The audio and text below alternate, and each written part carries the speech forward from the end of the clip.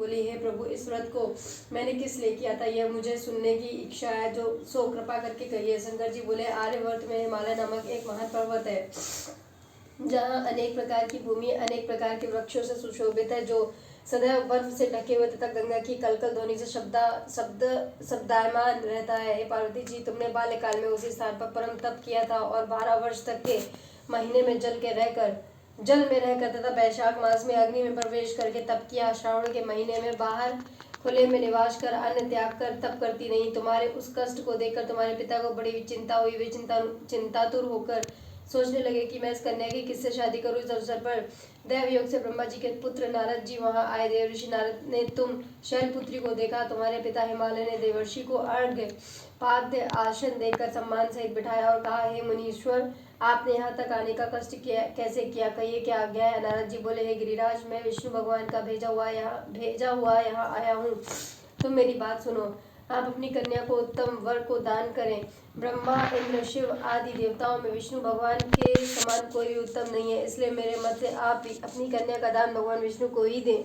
हिमालय बोले, यदि भगवान वासुदेव स्वयं ही कन्या को ग्रहण करना चाहते हैं और इस कार्य के लिए आपका आगमन हुआ है, तो मेरे लिए गौरव की बात है। मैं अवश्य उन्हें ही दूंगा। हिमालय का यह आश्वासन सुनते ही देवर्षि नारद जी आकाश में अंतर ध्यान हो गए और शंख, चक्र, गदा, पद्म एवं पीताम्बर धारी भगवान विष्णु के पास पहुंचे। नारद जी ने हाथ जोड़कर भगवान विष्णु से कहा, है प्रभु, आपका विवाह कार्य निश्चित हो गया है। इधर हिमालय ने पार्वती जी से प्रसन्नता पूर्वक कहा, हे पुत्री, मैंने तुमको गरुड़ ध्वज भगवान विष्णु को अर्पण कर दिया है। पिता के इन वाक्यों को सुनते ही पार्वती जी अपनी सहेली के घर में पृथ्वी पर गिरकर अत्यंत दुखित होकर विलाप करने लगी। उनको विलाप करते हुए देखकर सखी बोली, हे देवी, तुम किस कारण से दुख पाती हो, मुझे बताओ, मैं अवश्य ही तुम्हारी इच्छा पूर्ण करूंगी। पार्वती बोली, हे सखी, सुन, मेरी जो मन की अभिलाषा है सुनाती हूँ। मैं श्री महादेव जी को वरण करना चाहती हूँ। मेरे इस कार्य को पिताजी ने बिगाड़ना चाहा है, इसलिए मैं निसंदेह शरीर का त्याग करूंगी। पार्वती के इन वचनों को सुनकर सखी ने कहा, हे देवी, जिस वन को तुम्हारे पिताजी ने न देखा हो, तुम वहां चली जाओ। तब हे देवी पार्वती, तुम अपनी सखी का यह वचन सुन ऐसे ही वन को चली गई। पिता हिमालय ने तुमको घर पर न पाकर सोचा कि मेरी पुत्री को कोई देव दानव और किन्नर हरण करके ले गया है। मैंने नारद जी को वचन दिया था कि मैं पुत्री का गरुड़ ध्वज भगवान के साथ वरण करूंगा। हाय, अब ये कैसे पूरा होगा, ऐसा सोचकर मैं बहुत चिंतातुर और मूर्छित हो गए। तब सब लोग हाहाकार करते हुए दौड़े और मूर्छा दूर होने पर गिरिराज से बोले कि हमें आप अपनी मूर्छा का कारण बताओ। हिमालय बोले, मेरे दुख का कारण यह है कि मेरी रत्न रूपी कन्या को कोई हरण कर ले गया है, या सर्प डस गया है, या किसी सिंह या व्याघ्र ने मार डाला है, वह न जाने कहाँ चली गई है, या उसे राक्षस ने मार डाला है। इस प्रकार कहकर गिरिराज दुखित होकर ऐसे कांपने लगे जैसे तीव्र वायु के चलने पर कोई वृक्ष कांपता है। तत्पश्चात पार्वती तुम्हें गिरिराज साथियों सहित घने जंगल में ढूंढने निकले। सिंह, व्याघ्र, रीछ आदि हिंसक जंतुओं के कारण वन महाभयानक प्रतीत होता था। तुम इस सखी के साथ भयानक जंगल में घूमती हुई वन में एक नदी के तट पर एक गुफा में पहुंची। उस गुफा में तुम अपनी सखी के साथ प्रवेश कर गई, जहां तुम अन्न जल का त्याग करके बालू का लिंग बनाकर मेरी आराधना करती रही। उस समय पर भाद्रपद मास की हस्त नक्षत्र युक्त तृतीया के दिन तुमने मेरा विधि विधान से पूजन किया था। रात्रि को गीत गायन करते हुए जागरण किया। तुम्हारे उस महाव्रत के प्रभाव से मेरा आसन डोलने लगा। मैं उसी स्थान पर आ गया जहाँ तुम और तुम्हारी सखी दोनों थे। मैंने आकर तुमसे कहा, हे वरानने, मैं तुमसे प्रसन्न हूँ, तुम मुझसे वरदान मांग। तब तुमने कहा कि हे देव, यदि आप मुझसे प्रसन्न हैं तो आप महादेव जी ही हो, मेरे पति हो। मैं तथास्तु ऐसा कहकर कैलाश पर्वत को चला गया और तुमने प्रभात होते ही मेरी उस बालू की प्रतिमा को नदी में विसर्जित कर दिया। हे सुबह, तुमने वहां अपनी सखी सहित व्रत का पारण किया।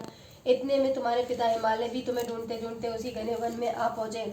उस समय उन्होंने नदी के तट पर दो कन्याओं को देखा तो वे तुम्हारे पास आ गए और तुम्हें हृदय से लगाकर रोने लगे और बोले, बेटी, तुम इस सिंह व्याघ्र युक्त घने जंगलों में क्यों चली आई।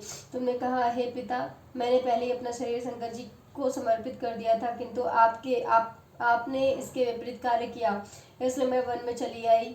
ऐसा सुनकर हिमवान ने तुमसे कहा कि मैं तुम्हारी इच्छा के विरुद्ध यह कार्य नहीं करूंगा।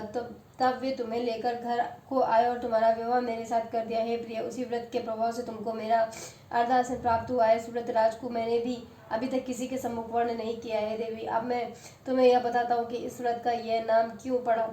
तुमको सखी हरण करके ले गई थी, इसलिए हरतालिका नाम पढ़ा। पार्वती जी बोली, है स्वामी, आपने इस व्रत राज का नाम तो बता दिया, किंतु मुझे इसकी विधि एवं फल भी बताइए। इसके करने से किस फल की प्राप्ति होती है। तब भगवान शंकर जी बोले, इस स्त्री जाति के अत्युत्तम व्रत की विधि सुनिए। सौभाग्य की इच्छा रखने वाली स्त्रियां इस व्रत को विधि पूर्वक करें। केले के खम्भों से मंडप बनाकर उसे वृंदावारों से सुशोभित करें। उसमें विविध रंगों के उत्तम रेशमी वस्त्र की चांदनी ऊपर तान दें। चंदन आदि सुगंधित द्रव्यों को लेपन करके स्त्रियां एकत्र हों। शंख में भेरी मृदंग आदि बजावे। विधि पूर्वक मंगलाचार करके श्री गौरी शंकर की बालू निर्मित प्रतिमा स्थापित करें। फिर भगवान शिव पार्वती जी का गंध धूप पुष्प आदि से विधि पूर्वक पूजन करें। अनेकों नैवेद्यों का भोग लगावे और रात्रि को जागरण करें। नारियल सुपारी जवारी नींबू लौंग अनार नारंगी आदि ऋतु फलों तथा फूलों को एकत्रित करके धूप दीप आदि से पूजन करके कहें, हे कल्याण रूप शिव, हे मंगल रूप शिव, हे मंगल रूप महेश्वरी, हे शिव, हे सब कामनाओं को देने वाली देवी, कल्याण रूप तुम्हें नमस्कार है। कल्याण स्वरूप माता पार्वती, हम तुम्हें नमस्कार करते हैं। भगवान शंकर जी को सदैव नमस्कार करते हैं। हे ब्रह्म रूपिणी जगत का पालन करने वाली माँ, आपको नमस्कार है। हे सिंहवासिनी, मैं संसारिक भय से व्याकुल हूँ, तुम मेरी रक्षा करो। हे महेश्वरी, मैंने इसी अभिलाषा में आपका पूजन किया है। हे पार्वती माता, आप मेरे ऊपर प्रसन्न होकर मुझे सुख और सौभाग्य प्रदान कीजिए। इस प्रकार के शब्दों द्वारा उमा सहित शंकर जी का पूजन करें। विधि पूर्वक कथा सुनकर गौ वस्त्र आभूषण आदि ब्राह्मणों को दान करें। इस प्रकार से व्रत करने वाले के सब पाप नष्ट हो जाते हैं। शिव स्त्रोतम शिव आरती आरती करनी है। बोलो भोलेनाथ की जय। आरती कौन सा?